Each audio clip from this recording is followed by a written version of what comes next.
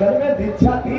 पहले आदमी शिक्षित नहीं था, लेकिन जीवन जीना जानता, बोलना जानता। लेकिन आज आदमी डिग्री की गठरिया को बाहर लाकर फिरे हुए, न तो जीने का उसे होश, न बोलने का होश मेरे भाई ने। सब कुछ हो दिया। क्यों? कि हमारे जीवन में दीक्षा का अभाव है, और बिना दीक्षा के जीवन सफल हो नहीं सकता। क्योंकि शिक्षा तो बुद्धि को बदलती है, और दीक्षा मन को बदलती है। शिक्षा चेतन मन पे काम करती है, और दीक्षा अवचेतन मन पे काम करती है। कबीरा है मन मलिन है, धोए न छूटे रंग, और क्या छूटे हर भजन सो क्या साधु के यहाँ आके मिलेगा कुछ। लेकिन आज पुराने संतों में से लोगों को बदूंगा भी लगी है।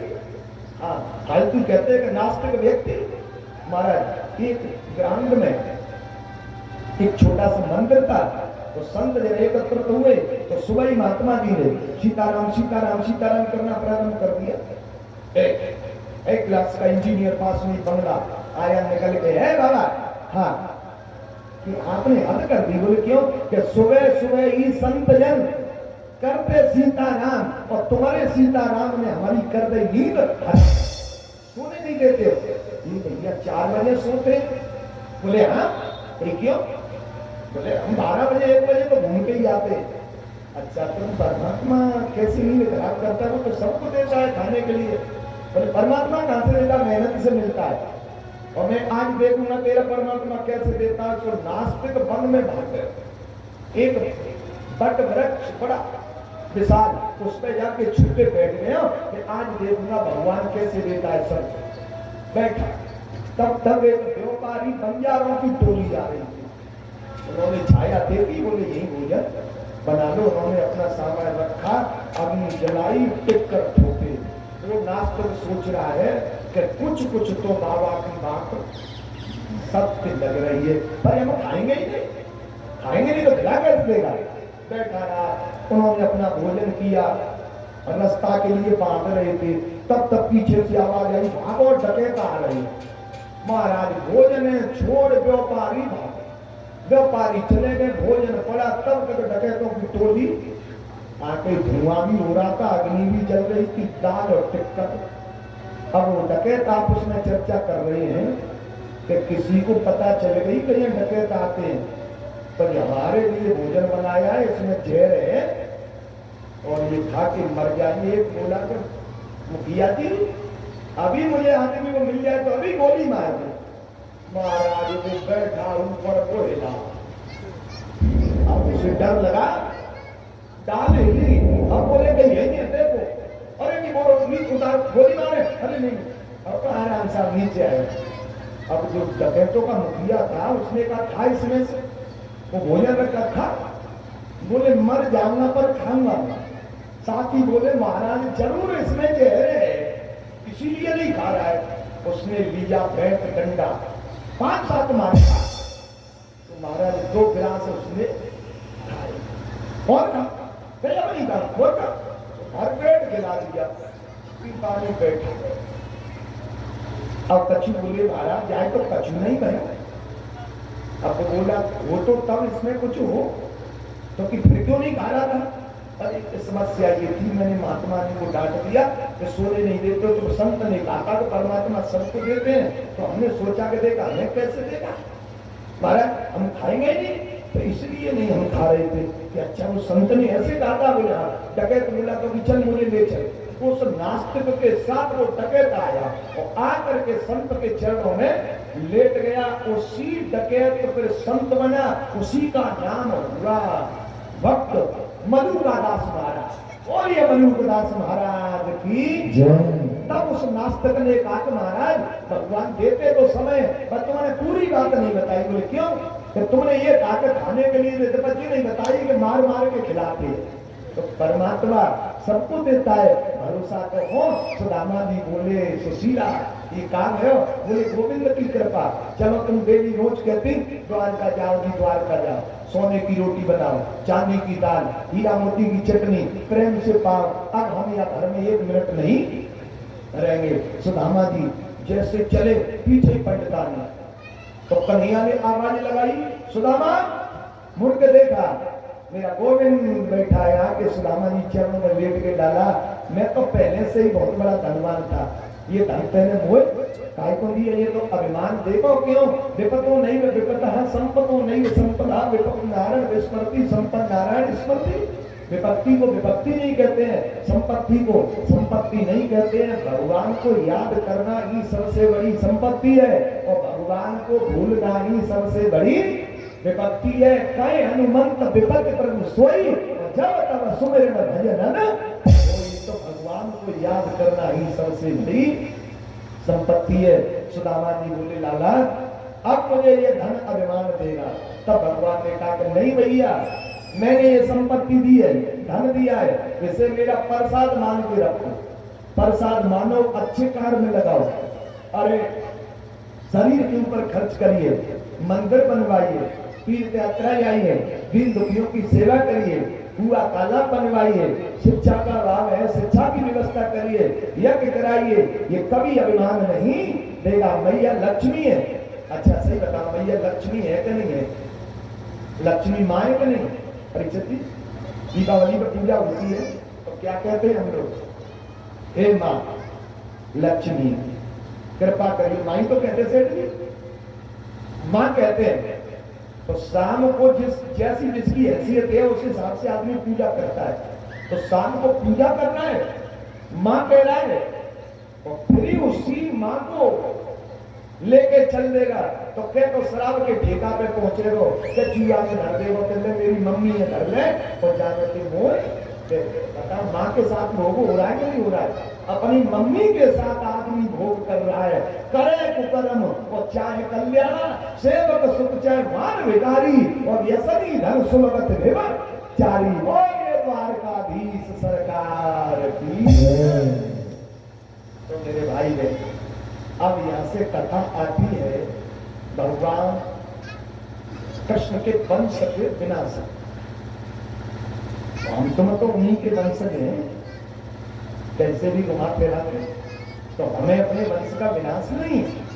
जब तक सृष्टि रहे तब तक के लिए हमें अपने वंश की बेल हरी भरी रखनी है। गोविंद की कृपा बनी है।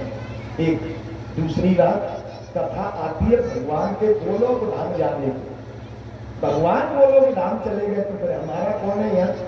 तो गोलोक धाम नहीं, अपने गांव में नहीं, अपने घर में नहीं, हर बहन भाई को ठाकुर जी अपने हृदय में रखनी है। हृदय में बैठिए मेरे प्रभु, इससे मेरा कल्याण हो। कथा आती है दत्तात्रेय 24 गुरु। तो वैसे तो गुरु जीवन में दो होते हैं। एक होते हैं पुरोहित गुरु, जो जन्म मरण में कार्य आते हैं, कुल पुरोहित कहते हैं। एक होते हैं दीक्षा गुरु, वो जीवन में एक ही होते हैं, जो कान में मंत्र देते हैं। और फिर जो हमें अच्छी शिक्षा मिले वो गुरु है। दत्तात्रेय जी ने तो यानी अजगर को, अग्नि को, जल को, हवा को, संत को, एक और तो क्या को, नव युवती महिला का विवाह होते आया उसे भी गुरु बनाए। कपूर पंछी को, मधुमक्खी को, यानी जिससे हमें सुंदर शिक्षा मिले वो गुरु ही होता है। तो परसों की कह के भगवान कृष्ण नहीं आए, क्योंकि राधा को जो श्राप लगाता सुदामा 100 वर्ष के लिए, तो इसीलिए 3 वर्ष और करीब 10 महीने कन्हैया वृंदावन छोड़ के मथुरा में रहे। तो 5 वर्ष गोकुल में और 11 वर्ष 57 दिन तक, यानी वृंदावन 15 वर्ष तक मथुरा, और मथुरा से द्वारका चले गए, क्योंकि राधा को सुदामा जी का श्राप था। चलिए समय का अभाव है, श्राप पूरा हुआ। लेकिन आज सूर्य ग्रहण के पावन अवसर पर वसुदेव जी ने कुरुक्षेत्र में जो युद्ध मैदान है, वो केवल युद्ध का ही मैदान नहीं था। जब पांडवों और कौरवों में महाभारत युद्ध का ही क्षेत्र नहीं था। गीता का पहला ही श्लोक है कि धर्म क्षेत्रे कुरुक्षेत्रे संवेता युद्ध सब नाम का पांडवा चैव संजय। धर्म क्षेत्र, वो धर्म क्षेत्र भी है। तो वसुदेव ने द्वारका से आकर के कुरुक्षेत्र में सूर्य ग्रहण के पावन अवसर पर यज्ञ किया। उसमें वृंदावन वासी भी सब लोग आए हैं, द्वारका वासी भी आए हैं। मैया तो यार रुक्मणी कह रही है कन्हैया से, हमने सुना है तुम्हारी राधा रानी आई है, बोले आप तो कह रहे दर्शन तो करवा दो उनके, तो फिर दर्शन कर लो, लेकिन राधा के पास खाली हाथ मत जाना, तो कुछ ले जाना। तो गर्म दूध कढ़ाई से 1 लोटा और कुमरी ने भर लिया, राधा जी के पास पहुंची और कहती है बहन हाँ हम दूध लाए हैं। तो राधा कहती है कि जिस दिन से मेरे प्राण वल्लभ मुझको छोड़ के गए हैं, मैंने तो दूध के दर्शन भी नहीं किए। रुक्मिणी के मुंह से निकल गया कि कन्हैया ने तो दूध भेजा है, तो पी लाओ। खोलता हुआ दूध एक ही श्वास में राधा ने पी लिया। रुक्मिणी लौट के आई तो भगवान के पैरों में छाले पड़े, तो पंखा से हवा जाने लगी। रुक्मिणी बोली ये तुमने क्या कर लिया, काना है कि कैसे जल गए, छाले कैसे पड़ गए? कन्हैया बोले तुमने ही तो छाले दिए। बोले कैसे? क्या तुमने राधा को गर्म दूध पिला दिया, तुम्हें राधा ने गर्म दूध पिया, तुम्हारे चरणों से क्या लेना देना? बोले तुम्हें पता नहीं है कि राधा के चरणों में मेरे, राधा के हृदय में मेरे चरणों का वास है और मेरे हृदय में राधा के चरणों का वास है। आज कृष्ण पत्नियों को कुछ भ्रांति थी राधा के विषय में, आज वो दूर हो गई। राधा रानी सरकार की जय। मेरे भाई बहन कथा आती है परीक्षित मोक्ष की। तो मोक्ष क्या है? मोक्ष मरने का नाम मोक्ष नहीं है कि मर गए और मोक्ष। आज मेरे प्यारे मोक्ष तो आदमी का जीवन ही हो जाता है। मोक्ष किसे कहते हैं? मोक्ष कहते हैं आत्मज्ञान। आत्मज्ञान, अपने स्वरूप का ज्ञान। 7 दिन कथा सुन के न हुआ तो मरने के बाद क्या होगा? मरने के बाद तो एक ही काम होगा, पुनर्जन्मम पुनर्मरणम पुनर्जननी जठरे शयनम। मरने के बाद तो ये होता है प्यारे, मोक्ष तो आदमी का जीवन ही हो जाता है। तो श्री सुखदेव जी कहते राजन अब तो कलयुग आ रहा है, तो कलयुग में क्या होगा? तो श्री सुखदेव जी कहते राजन कलयुग में ये होगा कि धर्म न्याय व्यवस्था की कथा 2 मिनट सुन ले कि कलयुग में क्या होगा। सुखदेव जी कहते हैं राजन परीक्षित समय बहुत बलवान होता है, ज्यों ज्यों कलयुग आता जाएगा धर्म दया क्षमा आयु बल ईश्वर शक्ति का लोप होता चला जाएगा। धर्म न्याय व्यवस्थायाम श्लोक कह रहा है कि कलयुग में धर्म न्याय व्यवस्थायाम कारण बलमेव ही। धर्म न्याय पुलिस का आज सब उसी के पक्ष में होगी जिसके पास धन होगा, और जितना व्यक्ति के पास धन होगा उतना ही व्यक्ति कुलीन माना जाएगा। अब व्यवहारों में केवल कपटपूर्ण का व्यवहार ही रह जाएगा। पुरुष केवल उदर पूर्ति ही के लिए रहेगा, स्त्री पुरुष की आज श्रेष्ठता व्यक्ति कौशल से मानी जाएगी। आज जितने भर धान जौ गेहूं धीरे धीरे इनका रस लुप्त होता जाएगा। एक साथ या देश पर बहुत सारे स्त्री पुरुष राज्य करेंगे। एक साथ बहुत सारे स्त्री पुरुष राज्य करेंगे। और जितने बड़े डकैत हैं सबसे बड़े डकैत होंगे वो देश की कुर्सी कब्जा कर लेंगे। यानी सत्ता जितने बड़े डकैत होंगे, ऐसे ही लिखा है पुराण में, जितने बड़े डकैत होंगे वो देश की सत्ता को अपने हाथों में ले लेंगे। और कल उन्हें आदमी की आयु 60 वर्षानी परमाण आयु, कल उन्हें औसत आयु केवल 20 या 30 वर्ष की रह जाएगी। श्लोक कह रहा है 10 वर्ष का पिता बनेगा, 20 वर्ष का बाबा बनेगा, 10 वर्ष का पिता और 20 वर्ष का बाबा। अब तक 18 वर्ष का विवाह हो रहे हैं। आज पेपर में दे दिया कि 21 वर्ष के बाद में होंगे वो महाराज। अब की 5 वर्ष के कार्यकाल में 30 वर्ष में कर देंगे तो 28 वर्ष में मर जाएगा, फिर 2 वर्ष बाद का मरे हुए का विवाह करेंगे क्या? मरकटा में ढूंढेंगे, चलो वो छोड़िए लाओ को विवाह करा दो। मेरे भाई बहन ये है, यानी श्लोक भेजा है 60 वर्षान परम आयु, मनुष्य की आयु केवल 20 या 30 वर्ष रह जाएगी। नाना प्रकार के रोग पैदा हो जाएंगे, जितनी बीमारी होंगी उतनी ही दवा बन के तैयार हो जाएंगी। लेकिन दवा औषधि बनेगी पर वो सारहीन होगी। भले ही कोरोना का टीका लगाए पर पूरा भरोसा है कि तुम्हारे टीका लग जाए तो तुम्हें कोरोना नहीं होगा? नहीं है, भरोसा नहीं है मेरे भाई, विश्वास ही नहीं। क्यों कि ये पुराण कह रहा है कि जितनी औषधि दवा बनेगी वो सारहीन होगी, असर नहीं करेंगे।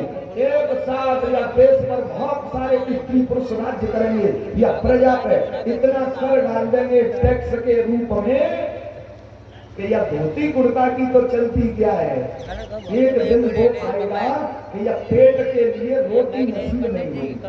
यानी महिला को भी करके दायरे में ले लिया जाएगा। जैसे ये गाड़ी घोड़ा है ना, इन पे टैक्स लगता है, राजस्व टैक्स है।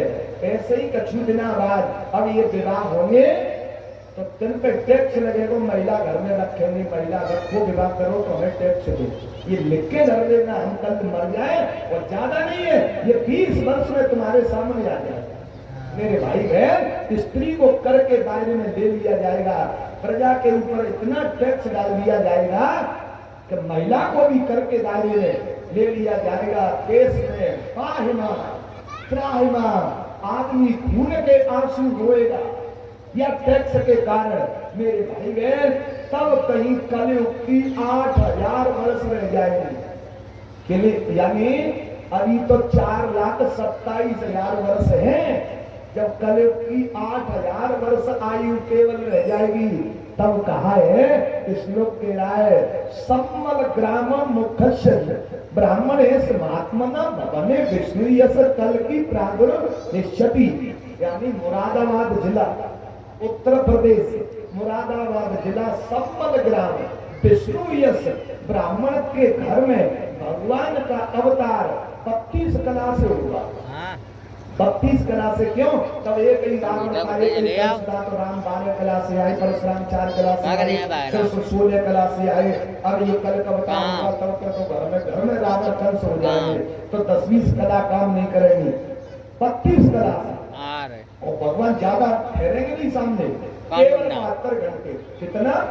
72 घंटे श्वेत रंग का घोड़ा होगा, हाथ में तलवार होगी होंगी, और बस 72 घंटे में ही संसार का भ्रमण करके और बुद्ध पैदा होगी, इसे नष्ट करके और फिर सतयुग की धरती पर स्थापना। बोलिए बाकी बिहारी लाल की जय। यह है कलयुग की महिमा। तो श्री सुखदेव जी से परीक्षक जी ने जहाँ में तो बड़े कलयुग में, और कोई गुण भी है, बोले गुण है, बोले गुण क्या है? गुण यह है कि यत् फला नास्ते तपसा योगेन समाजना तत्फलम सम कलाओं के सब कीर्तना। यानी कलयुग में सतयुग त्रेता द्वापर में हजारों वर्ष तपस्या करते थे तब वो फल मिलता था। कलयुग में उम्र भी थोड़ी है, 1000 वर्ष की तपस्या कहां से कर रहे? इसीलिए मेरे भाई ने कलयुग के लिए दिया है कि कलयुग के बल हर गुण सुमिर कलर पाप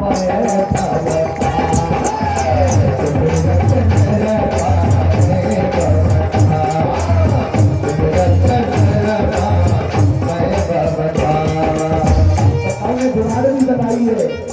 कलयुग केवल नाम आधारा सुमिर सुमिर नर उतर कलयुग केवल हरि अवतारा सुमिर सुमिर नर उतर। श्री सुखदेव जी कहते हैं, राजन परीक्षित, तुमने एक संत के गले में 7 दिन पहले बड़ा सर्प डाला, मैं कथा सुनाने आया, तुमने प्रश्न किए, मैंने उत्तर दिया, अब ये राम तो चलेंगे। सुखदेव जी से परीक्षा जी बोले, तुम्हारा तुम जाओगे तो आज ही हम मरेंगे, आज ही हमको मरना है। सुखदेव जी डांट के बोले, मूर्ख, कथा सुन के भी तेरा ये भाव है कि मैं मरूंगा? शरीर जन्म लेता है, शरीर ही मरता है। न आत्मा कभी जन्म लेती है, न आत्मा कभी मरती है। सुन, या को नाम है शरीर, अर्थात सड़ो सड़ाए। कल था वो आज नहीं, आज जो सुबह था वो अब नहीं है, जो अब है वो 1 मिनट बाद नहीं रहेगा। कच्चा घड़ा है, कच्चे मटका में पानी भर दो और 100 नौकर खड़े कर दो, एक दिन वो मटका फूट जाएगा। तो ये तो कच्चा घड़ा है, कितनी भी व्यवस्था कर ले ये तो नासवान है, इसे तो एक दिन जाना है। जिंदगी ये किराए का घर है, इसे एक दिन बदलना पड़ेगा। मौत जब तुमको आवाज देगी घर से बाहर निकलना पड़ेगा। भागवत का पूजन होगा, सुखदेव जी की विदाई होती है। आज जैसे सर्प आया तक्षक, नश्वर शरीर को दंश किया, परीक्षित का शरीर जल करके भस्म हुआ। परीक्षित के बेटा जल में जाए सर्प यज्ञ किया, तमाम सर्पों को मार डाला। तो गुरु बृहस्पति जी और आस्तिक मुनि ने समझाया, बेटा तुम्हारे पिता का तो मोक्ष पहले ही हो चुका है, ये हर चीज या संसार में उपयोगी है, लेकिन हमें उसका यूज करने का लक्षण होना चाहिए। ये यज्ञ को विराम दिलाया। बोलिए श्रीमद् भागवत महापुराण की जय। हाँ तो देखिए मेरे भाई बहन, गाड़ी चलती है तो कहीं न कहीं कमी खराबी तो आती है। तो ये भी 8 मास का शरीर है, बहुत दिन से चल रहा है। 6 से 77वीं कथा का अनुष्ठान आज आपके अमरोदा में द्विवेदी परिवार के बीच में पूर्ण हुआ। तो आज गाड़ी चलती है तो कहीं न कहीं कमी खराबी तो आती है। और ये जीव के विषय में आप सब लोग जानते हैं, जब कुछ बोलना चाहते हैं जल्दी में कुछ बोल जाए आगे से तो होता है कि साधु में ऐसा चाहिए जैसा सूप स्वभाव और सार सार को कहे रहे और धोता दे। आप तो सभी संत हैं, आपने अपनी सज्जनता का परिचय देते हुए मैं बाहर से आया और आपने मुझे सुना, तो अपने जीवन में कोई उतारने योग्य सत्य निकला हो व्यासपीठ से, उसे ग्रहण करेंगे। और मेरे द्वारा जान के अनजान की धोखे में गलती से या मुझे अच्छा लग रहा हो आपको अच्छा नहीं लगा हो, ऐसा कोई संत निकल गया हो, कहीं आपको कमल रूपी हृदय को कहीं पीड़ा हो रही हो, तो अपना भाई बालक जान के मुझे क्षमा करेंगे। क्यों?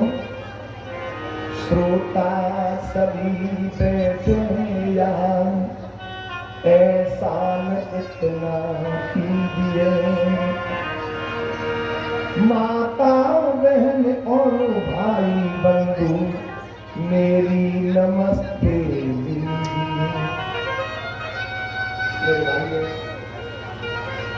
ऐसे हम लोग प्रयास करते हैं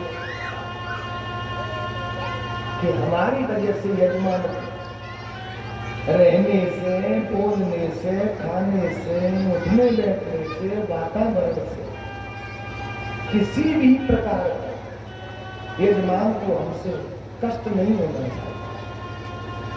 लेकिन फिर भी द्विवेदी परिवार को मेरा व्यासपीठ से यही निवेदन है कि कहीं हम लोगों से वो ही गलती बन गई है किसी भी तरह की। वैसे तो हम लोग प्रयास करते हैं कि कोई ऐसा गलत अनुचित हमसे न हो जाए तो हमारी बुराई बढ़ जाए, लेकिन फिर भी हो जाता है। कुछ क्षेत्रीय भाषा में फर्क होता है बोलने में, रहन सहन में। तो मेरा हाथ जोड़ के निवेदन है व्यासपीठ से देखिए द्विवेदी परिवार को व्यासपीठ से साधुवाद, धन्यवाद। इतना बढ़िया उसका आयोजन कराया। अब देखिए हम आगरा से, वृंदावन से आके आपके बीच में हम मिले और आगे का भरोसा नहीं है। वैसे तो हमारे ये लाला है गुप्ता जी, इनका भी अनुष्ठान शायद वृंदावन में होगा।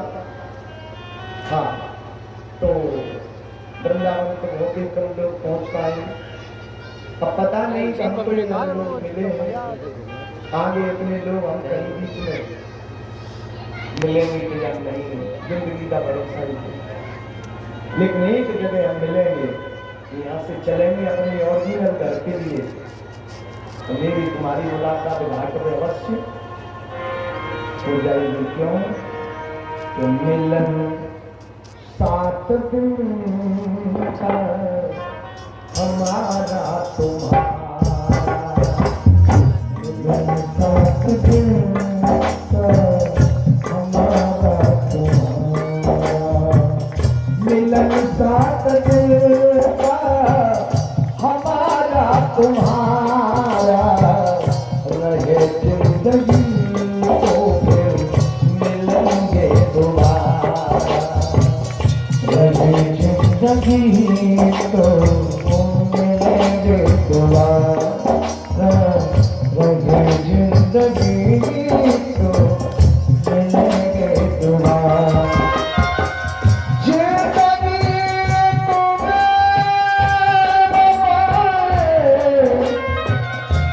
किसी ने ठुकराई मौत की तुम्हें साथ लेकर जाएगी।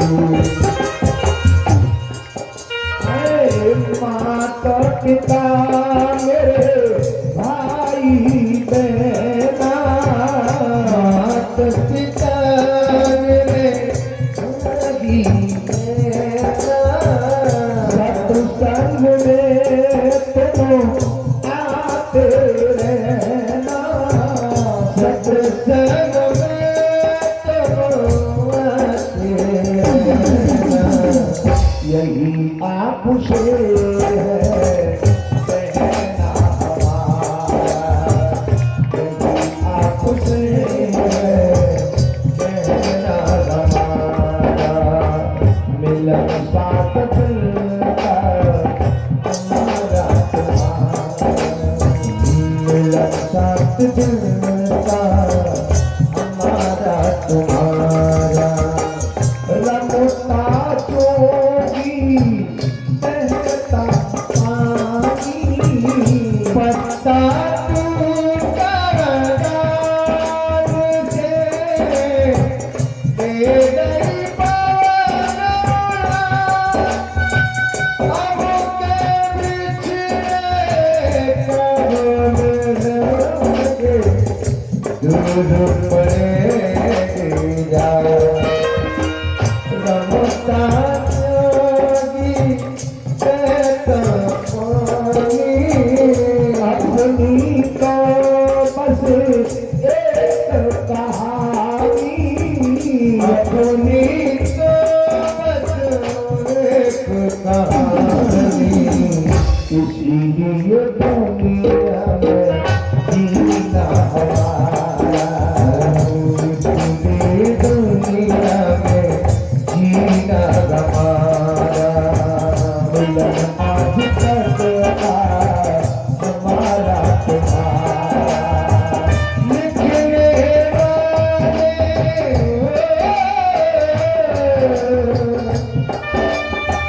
लिखने वाले लिखताने, मिलन के साथ बिछड़े असबर दूर जाए दिन करे तू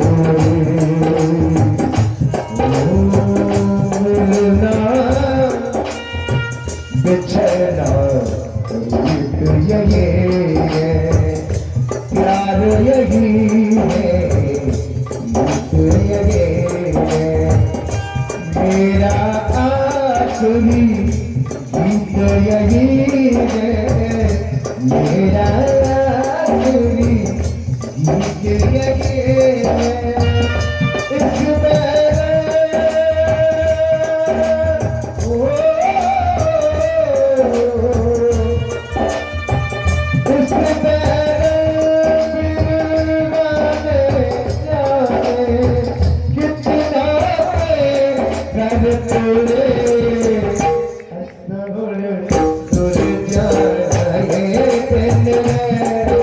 गए तू, अब तो जाते अपनों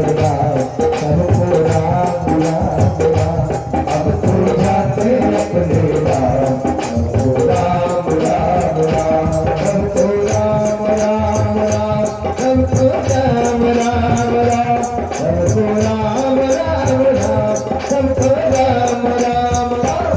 हमको कहते अपने राम, हमको राम राम राम, हमको राम राम राम, हमको राम राम राम। कृष्ण गोविंद हरे हरे, श्री राधा नारायण वासुदेव, कृष्ण गोविंद हरे हरे, श्री राधा नारायण वासुदेव, कृष्ण गोविंद हरे हरे, कृष्ण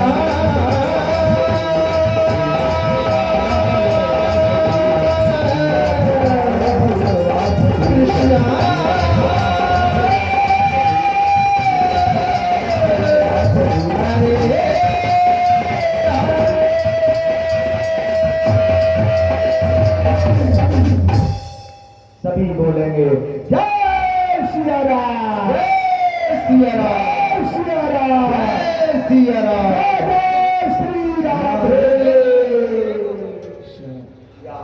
श्या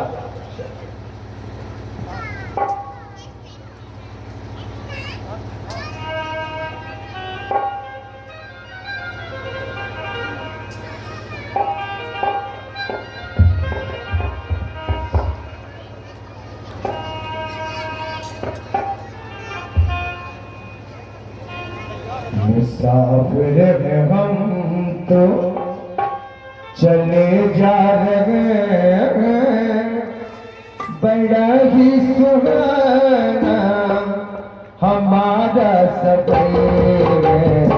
मुसाफिर हम तो चले जा रहे हैं, बड़ा ही सुहाना हमारा सफर है। इतना पता है, तुझको इतना पता है, हमारा प्रेम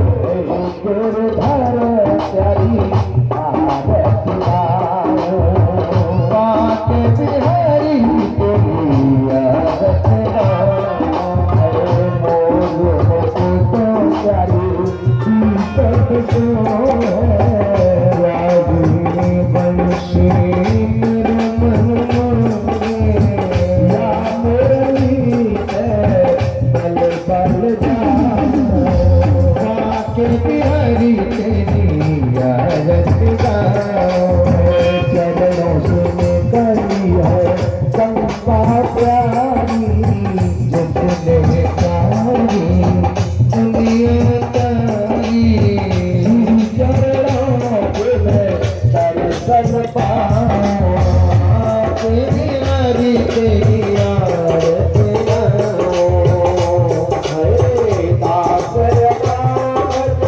दास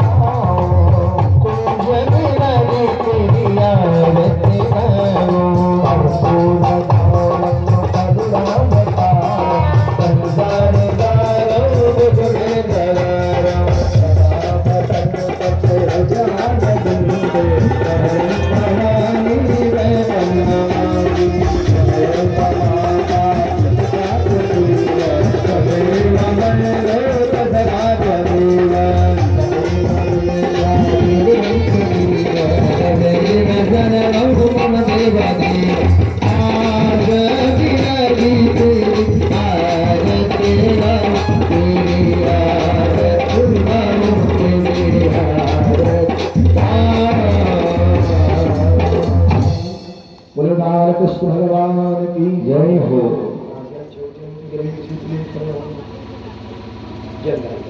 उस पलेरे हाथ में आगे नीचे रखो।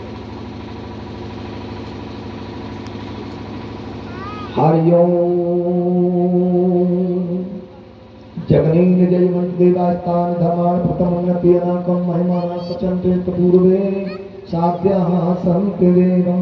हरिओम नीलकण्ठाय विद्महे वक्रतुण्डाय धीमहि तन्नो दन्ति प्रचोदयात्। हरिओम गगनगणाय विद्महे यशोदावत्सलाय धीमहि तन्नो कृष्ण प्रचोदयात्। हरिओम प्रसवानजायै च विद्महे कृष्णप्रियाय च धीमहि तन्नो राधा प्रचोदयात्।